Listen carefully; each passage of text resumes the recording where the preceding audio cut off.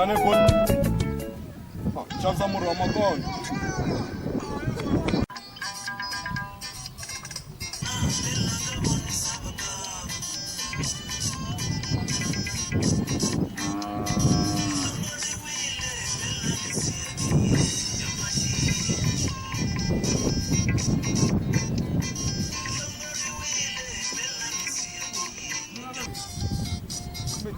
Tini, Travis the demon.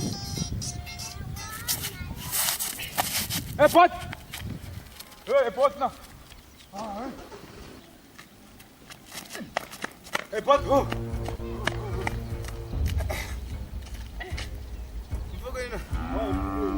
Lante mkangu. Xavisa bot manga tishi. Sam xavisa. Ni xavisa murhi wa makondlo la. Murhi wa makondlo bot then. Xavisa bot man. Bot, a mi ni misala swo sweswo. Swin'wanyani. Xavisa.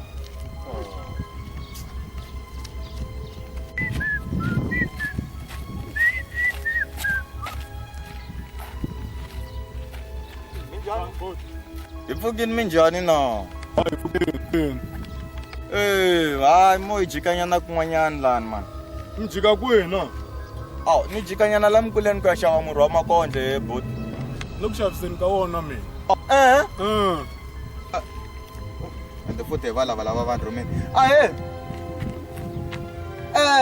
Se a ni nge se fika Mkuleni mara ni hlangane na un'wanyana wo xavisa murhi wa makondlo kwalawani.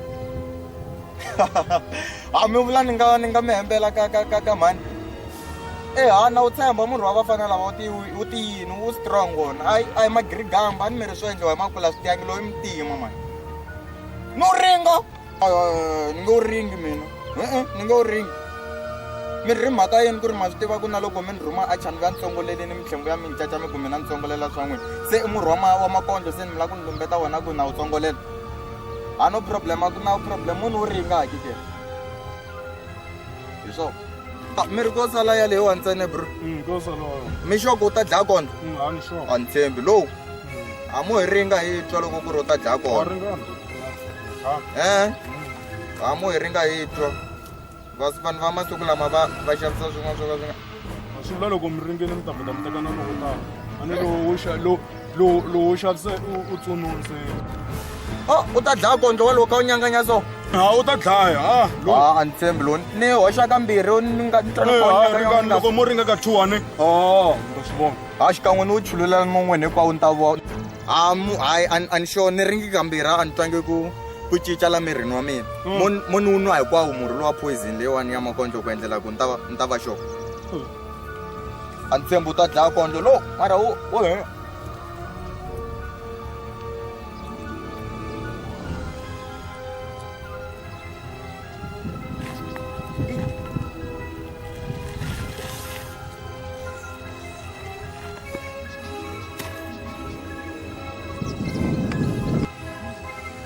Mofe man.